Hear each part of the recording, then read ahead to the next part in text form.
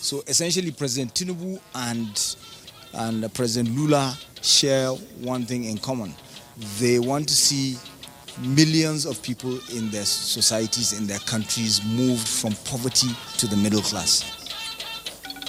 Nigeria-Brazil pact ignites bold vision to lift millions from poverty. We are happy to report that our 2 airports were awarded outstanding dedication to emergency management and resilience. Strategic goal to reduce the number of out-of-school children. Let me say that we have crossed the Rubicon. No more half measures. Ministers unveil game-changing reforms for education and aviation. Encourage women whenever they were being molested in their offices or they have programs or they were victimized in their offices, they should inform us.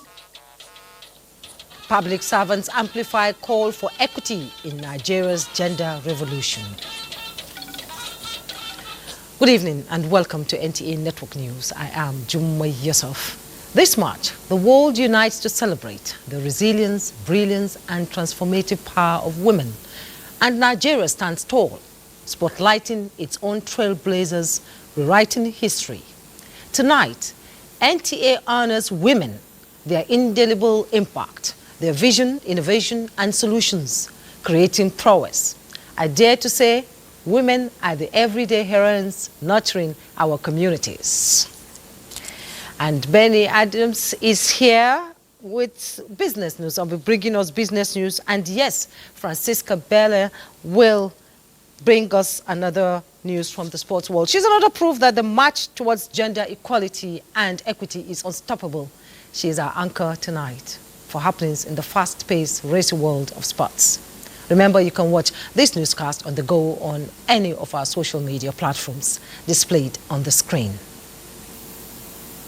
Still in the spirit of celebrating the women, public servants across Nigeria earlier today commemorated the International Women's Day. Maria Adozakari reports that the women in Nigeria are making demands for the acceleration of action in gender equality and equity in all spheres. Check your breasts, use your fingers. In the heart of Nigeria's public sector, the rhythm of progress beats through the dedication of its women. Women from across diverse public service backgrounds join hands to commemorate International Women's Day.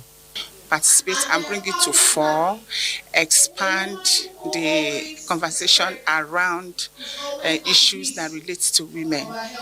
And by so doing, we'll also motivate other women in other sectors. Encourage women whenever they were being molested in their offices or they have programs or they were victimized in their offices, they should inform us. A day of reflection, recognition, and renewed advocacy as women in Nigeria's public sector honor resilience and grace.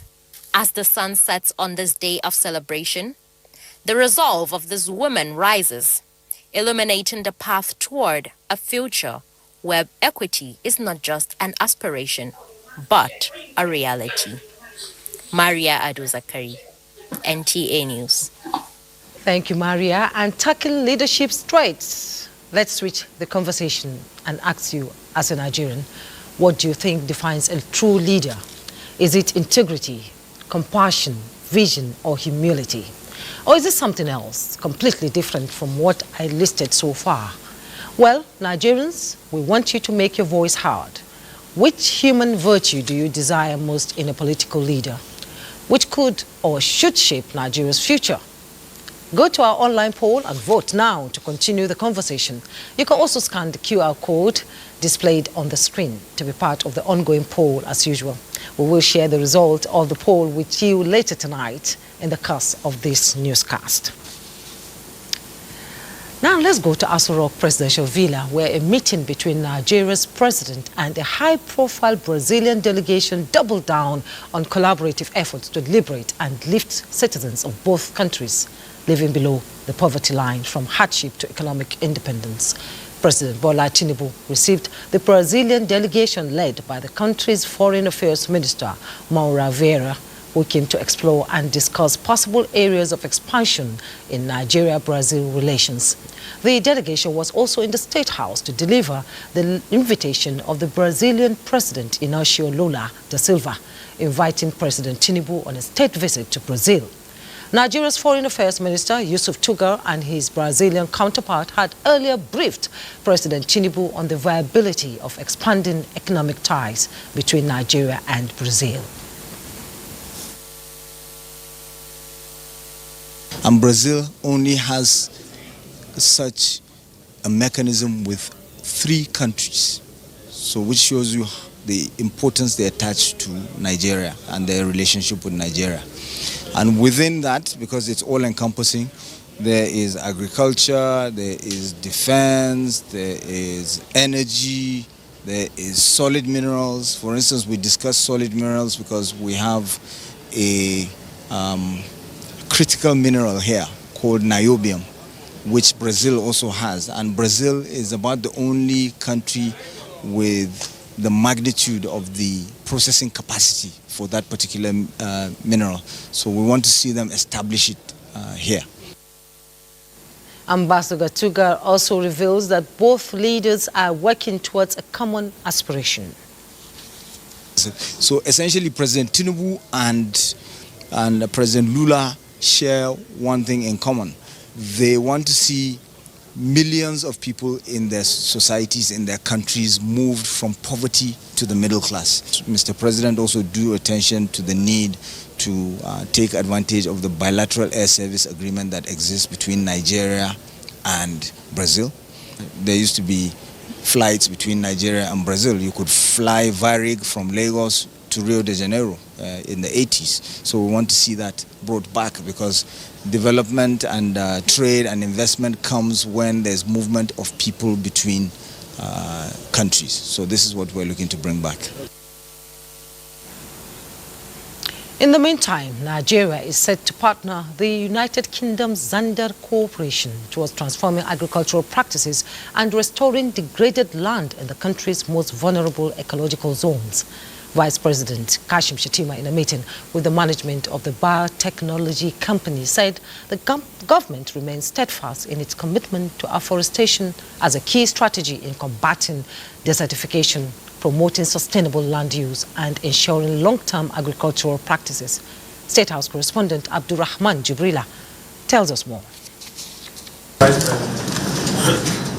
This meeting is a critical intersection between innovative technology and efforts at combating desertification and agricultural transformation. As a nation committed to combating desertification, increasing afforestation success, and promoting sustainable land use, we recognize the value of partnerships that introduces cutting-edge technologies, like the one that Zander is championing. And we are immensely grateful to Zander Corporation for the donation of £250,000 worth of afforestation technology products to Nigeria.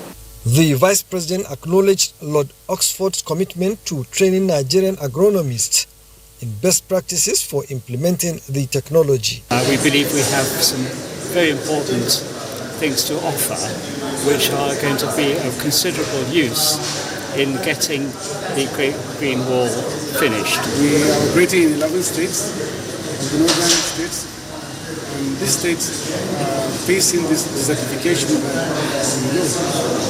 The Zander Group is coming with products that can help us fight and mitigate disaster desertification. The federal government has also established a committee to oversee the management of these products, which have proven highly effective in building resilience during the pilot program. From the State House, Abdurrahman Jibrila, NTA News. Meanwhile, President Bola Tinubu is assuring Nigerians that his administration has successfully reversed major challenges inhibiting progress of the nation's economy and is now set for economic growth. The president stated this while addressing representatives of members of the 1993 National Assembly who visited him in the State House. President Tinubu emphasized the inevitability of fuel subsidy removal, which he insisted was setting the country's economy on the path of collapse. He said, with the various reforms now instituted, a good foundation has been formed for a trajectory of lasting growth and development.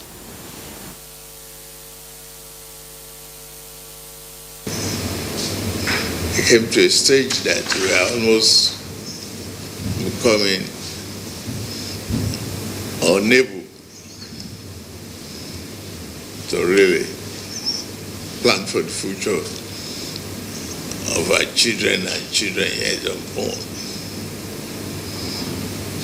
But today,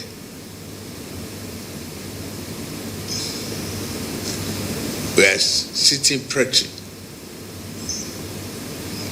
well on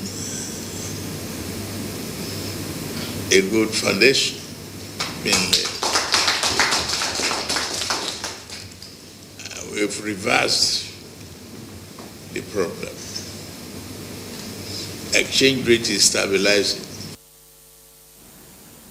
The delegation commended the various policies and programs of the government, including the state students' loan scheme and credit facility under the Credit Corps.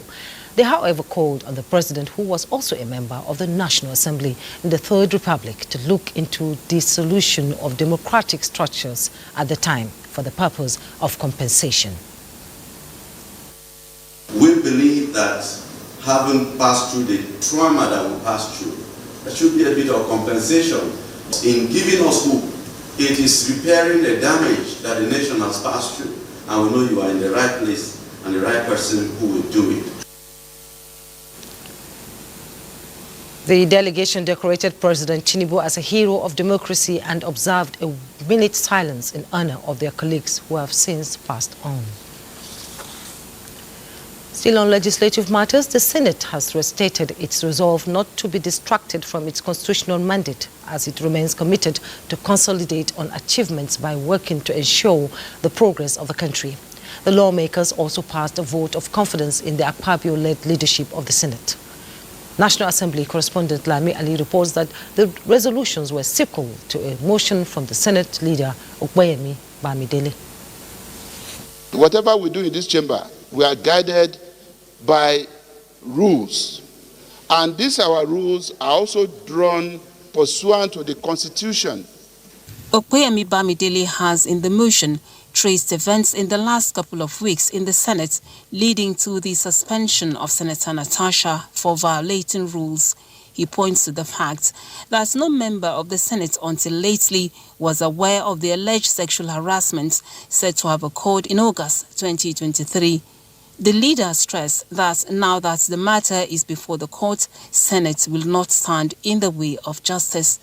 Senate President Godswill Akpabio, who later joined his colleagues at plenary, expressed appreciation for their support and adhering to the rule of law.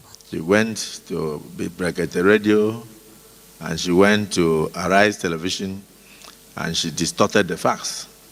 I'm aware further that she has now externalized the matter by attempting to embarrass the Federal Republic of Nigeria by going to give a narrative at the IPU UN event, totally different from what occurred in the Senate.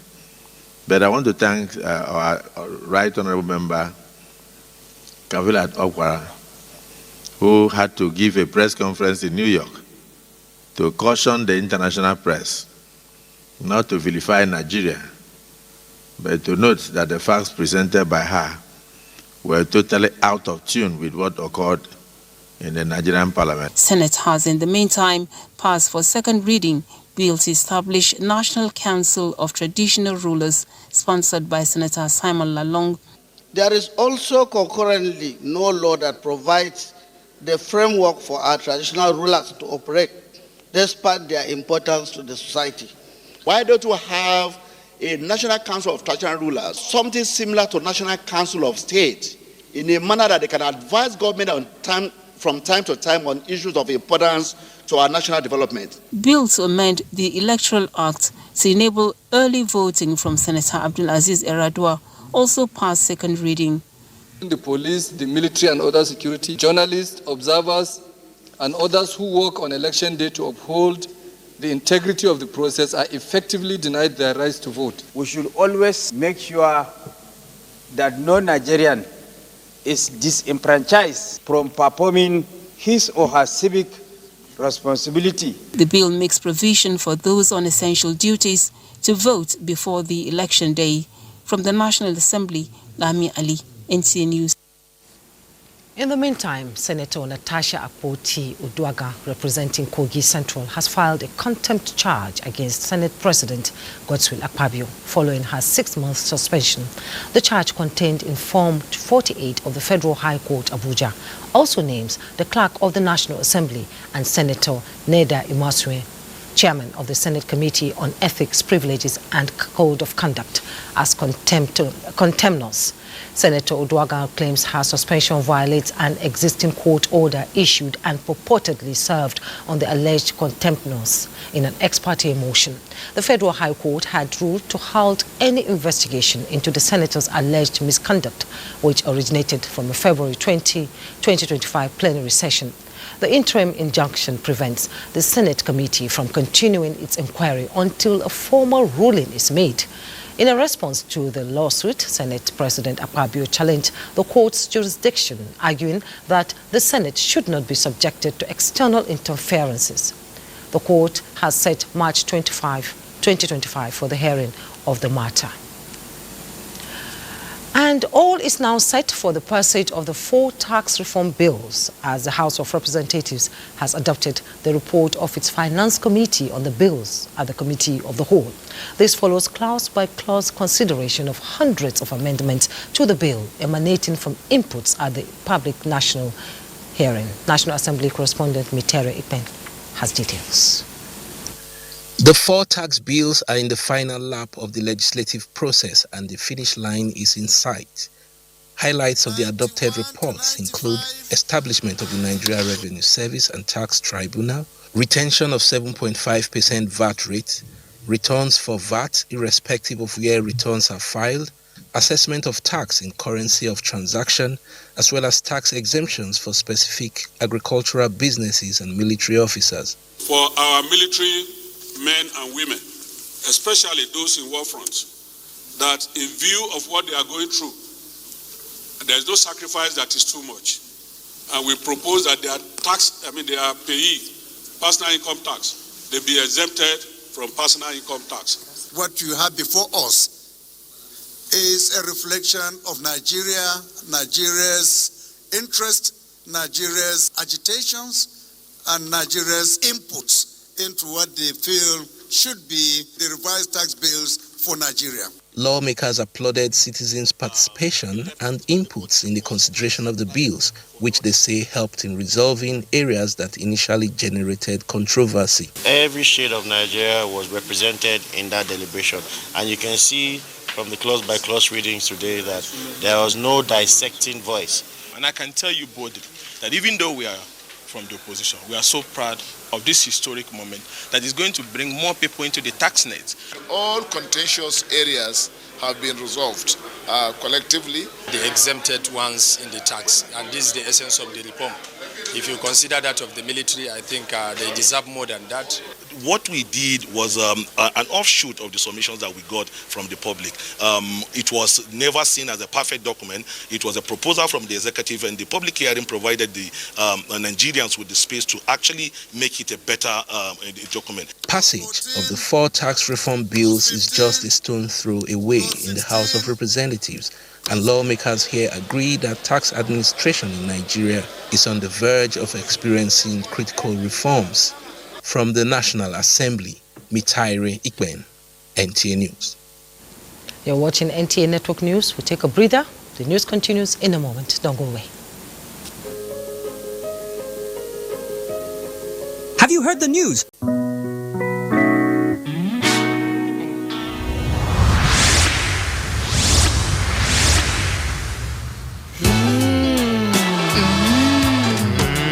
Suitable for jollof rice, stew, spaghetti, and yam porridge. What's your reason? Great taste? Good nutrition. You're welcome back. The Minister of Information and National Orientation, Mohammed Idris, has appealed to religious leaders, particularly Muslims, to use the holy month of Ramadan to pray for Nigeria's success and promote unity. At the fourth session of the ministerial press briefing in Abuja, the minister assured that President Tinubu is leading Nigeria with the fear of God, guided by the conviction that history would judge his administration. Saliu Abdullahi Gwanara reports. The roll call of ministers continues as the platform for an interaction provided by the government spokesperson remains active. Let me also seize this opportunity to let you know that the Federal Ministry of Information and National Orientation, is also presenting to the public. Every month we have what we call the FGN Connect. As he set the ball rolling, the host minister Mohammed Idris reaffirmed that Nigerians are already counting the gains from the steady reforms that are geared towards building a new Nigeria. Let me say that we have crossed the Rubicon and the pains are gradually easing as the positive impact of these reforms are beginning to manifest. Already, we are witnessing a marked reduction in food prices, stability in the exchange rates, and a gradual decline in the cost of petroleum products, which are clear indicators that reforms are indeed yielding positive results. So far, 30 ministers have given the scorecards of their ministries. In Abuja, Salihu Abdullahi Gwanara, NTA News. In the meantime, Nigeria's education sector is set for a radical transformation as the government pledges to expend billions of naira in reforms. At the 2025 ministerial briefing in Abuja, Minister of Education Dr. Tunji Alausa vowed to prioritize sweeping upgrades, declaring that no investment is too great for Nigeria's future. Zanret Digmon reports. Nigeria's education overhaul confronts stark realities. 20 million out-of-school children, lagging girl-child enrollment, and crumbling infrastructure are just a few of the challenges confronting education authorities. The 2025 ministerial briefing was a good opportunity for the Minister of Education, Dr. Tunji Alausa, to outline the federal government's plan on how it intends to tackle these crises. Clear strategic goal to reduce the number of out-of-school children, reduce learning poverty, increase skills and human capital development. We have a clear 3 pillars on how we're going to do this and how we're doing this. Equitable access to basic education that will give us that include increased level of literacy, numeracy, and critical thinking with skills. He says, under the Nigerian Education Sector Renewal Initiative, the ministry hopes to move the country from resource to knowledge-based, targeting industry-specific needs and training Nigerian students to meet up. We're focusing our education in tertiary school to focus on areas of needs. The ministry definitely has big dreams, and with a matching budget and additional funding from government, the private sector and development partners, dreams might just become first-class tickets to a better future for Nigeria's education system. In Abuja, Zenred Dingmoon, NTA News. And Nigeria's aviation industry is said to have made significant strides towards improving safety standards, the development of infrastructure, and the ease of doing business for increased revenue generation. This was the focus of the 2025 Ministerial Interactive Engagement of the Ministry of Aviation and Aerospace Development in Abuja. Correspondent Aliu Kabir reports. Happy to report that our 2 airports were awarded outstanding dedication to emergency management and resilience, and that is the Abuja and the Port Harcourt Airport. Minister of Aviation and Aerospace Development Festus Keyamo given his scorecard in a strong move towards curbing illegal private charter operations as one of the significant strides to enhance Nigeria's aviation standards, encapsulated in 5-point agenda to drive the mandate of the President's administration, focusing on safety, infrastructure development, support for local operators, human capital development, and improved revenue generation. The ministry and its agencies have been working round the clock towards achieving this. Some of the achievements within the year under review include the modernization of Lagos Airport Arrival Hall, operationalization of Lagos' new international terminal, clearing of foreign airline trapped funds, thereby boosting confidence in Nigeria's aviation sector. Another stride was the efforts for the resumption of Emirates flight routes in October 2024 and the revitalization of Hajj Terminal and the fully takeoff of the African Aviation and Aerospace University AAAU. When we came, we also met the African Aviation and Aerospace University at the cusp of takeoff. There was no admission yet, no takeoff. But let me happily report to you that the university has fully taken off. The ministry has upgraded Muhammadu Buhari Airport Maiduguri to international status with all the state-of-the-art facilities on ground. The minister says the ministry is on the process of pushing Fly Nigeria Act to National Assembly with the aim of patronizing and supporting local airlines for the betterment of the industry. In Abuja, Aliu Kabir, NTA News.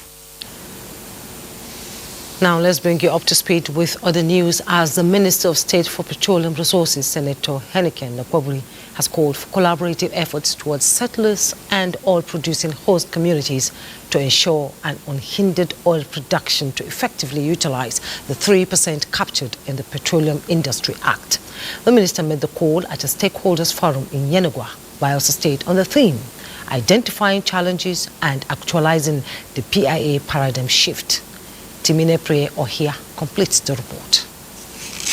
Over the years, oil-producing communities have faced a long-standing impact of oil and gas activities, environmental degradation, and skill development gap. However, the enactment of the PRA has apparently a sigh of relief to the oil-producing communities as it offers a new commitment to the development of the Niger Delta. Managing Director, First E&P Ademola Adeyemi Beru, represented by the General Manager, Engineering and Capital Projects, Mr. John Alemu, and other speakers in the oil and gas sector, underscores the enormous opportunities for host communities in playing a leading role in reshaping their own development. The host communities development trusts are pivotal to sustaining and deepening these efforts. They provide a mechanism through which host community voices can be heard and embedded into decision-making processes, ensuring that interventions reflect real needs and drive meaningful change. We acknowledge that no implementation process is perfect. However, through continuous collaboration with industry stakeholders, we have developed strategies. Our vision for sustainable community development must be based on a holistic approach that integrates economic growth, environmental stewardship, and social equity. Minister of State's Petroleum Resources, or Senator Heniken Lakwaburi, says the Kefeso Community Stakeholders Engagement Forum is starting a common ground on how to maximize the benefits of the 3% Host Community Trust Fund as ascribed by the PIA. Anybody who is complaining now doesn't know the opportunity that avail the communities as far as 3% PIA provision is concerned. It's important that we work together. In Yenagoa, Timine Pre Ohia, NTA News. And talking health, the federal government is strengthening mechanisms to drive effective financing of the health sector, especially at primary healthcare level, with enhanced coordination and ending disparities expressed by the vulnerable population at the point of accessing health care. Coordinating Minister of Health and Social Welfare, Professor Muhammad Alipati, explained this at a national stakeholder engagement on accelerating improvement in primary healthcare in Nigeria with local government financial autonomy in Abuja. Olushe Adegbo reports. In a USAID document, up to 90% of health services needed during someone's lifetime can be provided at the primary healthcare level, and this explains why this system of healthcare is critical, as it is also closer to the people. And this national stakeholders engagement is to generate discussions on what the financial autonomy for local governments means to accelerating improvements in Nigeria's primary health care.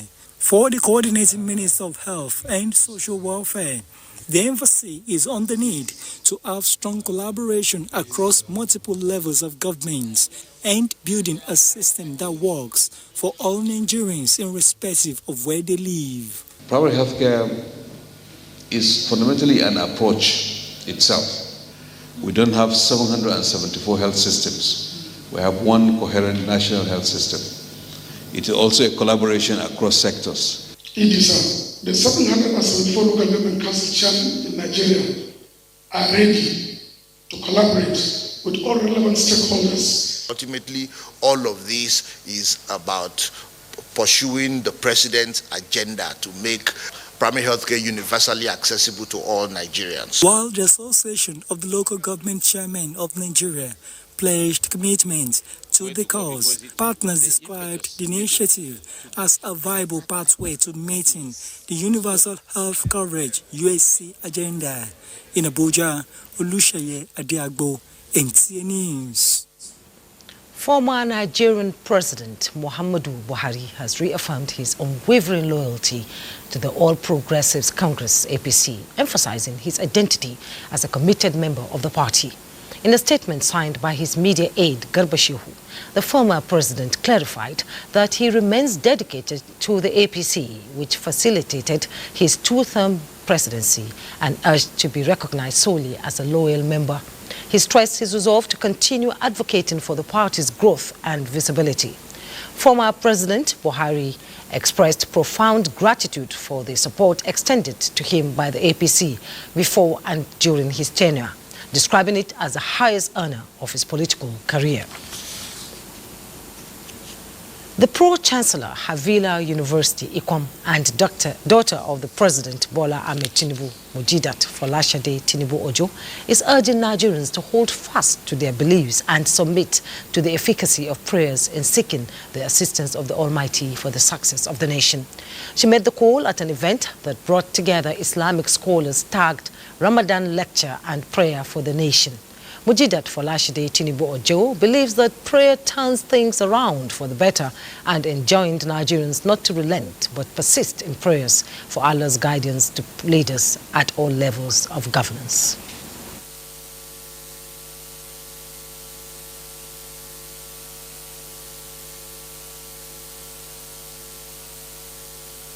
May Almighty Allah accept all our ibadah and grant us our heart desires, grant us Al-Jannah Firdaus. A part of gaining the pleasure of Allah subhanahu wa ta'ala when you fast, refine human being in terms of your character, in terms of how you relate with others. May Allah subhanahu wa ta'ala continue to help our leaders in order to discharge their duties. Friends of the president's daughter, led by wife of former governor of Kano State, Halima Ibrahim Shekaro, and Aisha Abubakar Atiku Bagudu, also proffered prayers for the nation. The gathering appreciated President Tinubu's administration for making efforts to reduce the price of food items, imploring the administration to further these efforts. We'll take another break. We'll be right back. Don't go away. Dettol keeps my loved ones protected. Thanks for rejoining us. Now, in a strategic move to bolster Nigeria's financial security and ensure smoother cash operations, the Central Bank of Nigeria is stepping up collaboration with the Office of the National Security Advisor. The focus? Enhancing security and efficiency in the nation's cash cycle operations. Musa Abubakar has more on this crucial development. In a country where cash remains king, ensuring the safe and efficient flow of currency is paramount. The Central Bank of Nigeria, custodians of the nation's monetary framework, is now working hand in hand with the Office of the National Security Advisor to tighten security across the entire cash cycle, from printing to distribution and storage.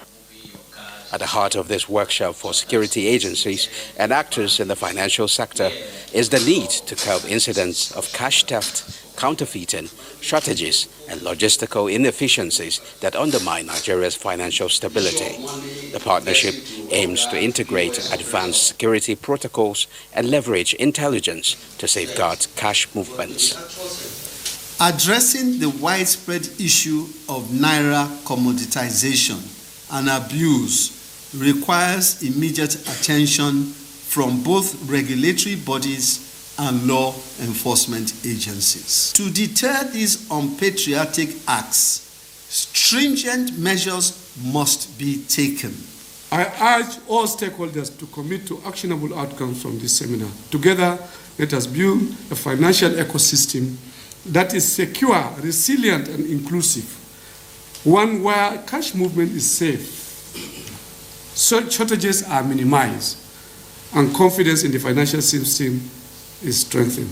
Securing Nigeria's cash cycle is more than just protecting currency. It's about safeguarding economic integrity as the CBN and national security bodies tighten their grip. Nigerians can expect safer and more efficient cash operations. In Abuja, I am Yusuf, NTA News. For more happenings in the financial sector, let's join Benny Adams. Hello, Benny. What's happening? Thank you. A whole lot in the world of business. I'll start by telling you that the African Development Bank Group and the International Institute of Tropical Agriculture have signed the fresh 5 million euros, which is equivalent to like $50 million grant agreement to finance phase 2 of the bank's technologies for African agricultural transformation. That is the TAAT program. The TAAT program is designed to improve food security and promote sustainable growth in Nigeria. The objective is to double the productivity of crops, livestock and fish by expanding access to productivity, increasing agricultural technologies to more than 40 million smallholder farmers in Nigeria. This additional financing of the TAAT program that we are signing today is building on phase 1, which the African Development Bank funded with $40 million, and phase 2 with $27 million, which were implemented by IITA as lead implementing partner. With this grant agreement, we reaffirm our commitments to scaling up impact-driven agricultural solutions. The road ahead requires continued investment, policy support, and strong partnerships. Now, one of the most terrible things that can happen to any worker is a seizure of monthly income after retirement. This often leads to early grave as bills and more liabilities continue to pile up. But here experts say that has become a thing of the past with the implementation of the contributory pension scheme, which is also about to get better as government commits to raising more than 700 billion naira to rejig the scheme. It is the only scheme that is fully funded. It is the only scheme that you will not come after retirement and there will be story that there is no budget, that there is no release, there is money in your pension account. Anybody under CPS is not expected to be demanding for increment because definitely its account balance is increasing. What it can do is to approach the PFA and say, since I have much money in my account, can you rework how much you are paying me? And now a quick look at the markets. Despite the high demand in a treasury bill auction that was yesterday, the equities market today traded up partly on sustained buying interest in Tantalizer, reversing the overall market losses recorded yesterday. This is as the all-share index rose 12 points, closing at 106,220.62 basis points from 106,090.38 basis points recorded on Wednesday. And investors actually gained 81.76 billion naira, with market capitalization getting to 66.52 trillion naira, while the year-to-date return rose to 3.20%, while other markets in Africa, talking about South Africa, JSE top 40, also appreciated to 0.38% to close at 79,860.13 basis points. Same went for the Tunisia Tune Index, which rose marginally to 0.14%, closing at 10,819.91 basis point. Well, this is it on our business, but the news continues after this break. Do stay with us. They ask me how I... You're welcome back. It's now time to join Francisca Bele for the news in the world of sports. What's happening, Francisca? Do we have any games today? Who are the winners? There are a lot happening in the world of sports, but let's begin with this story. The IBB International Golf and Country Club Abuja is repositioning to deliver better on its mandate of contributing to the development of sport, economy and tourism. Captain of the club, Ibrahim Babayo, reviewed this when he appeared on NTA Sports 24's flagship program, AM Sports. Babayo spoke on the new thinking at the club, which focuses on golf development, corporate and physical branding, more revenue generation and tourism. So we want to make Nigeria a golf destination. As one of the preferred golf destinations in Nigeria, and we are working towards that. You have seen what we have done in IBB. We have the security is excellent now. The golf course condition is excellent. Our fauna is never can be better.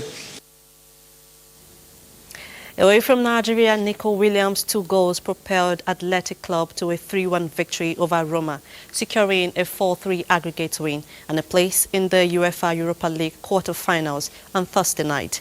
Athletic Club will face either Fenerbahce or Rangers in the next round.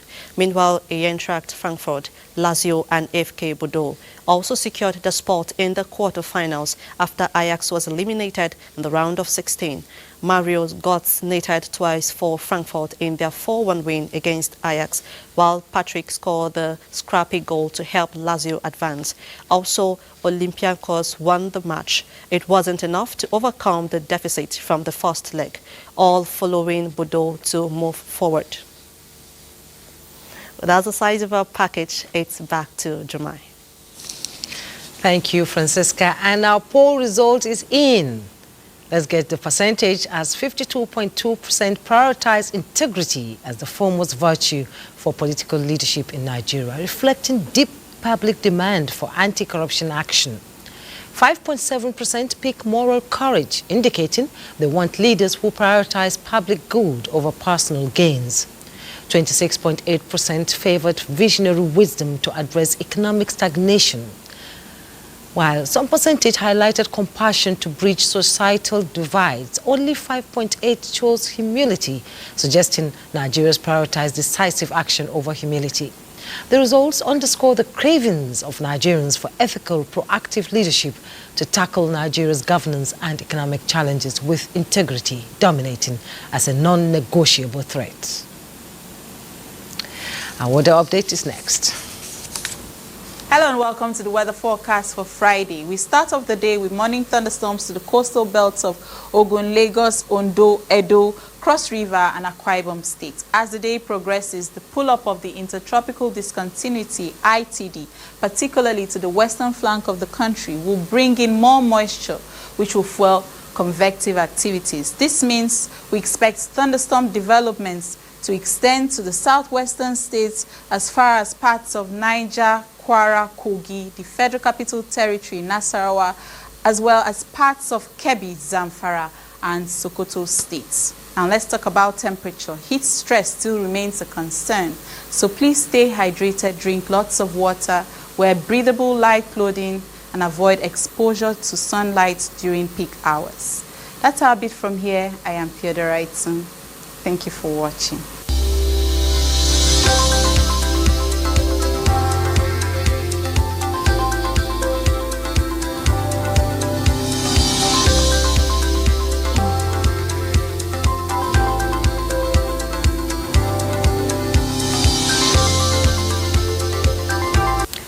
And that's it on NTA Network News tonight. On behalf of the production crew, thank you so much for your time. Good night.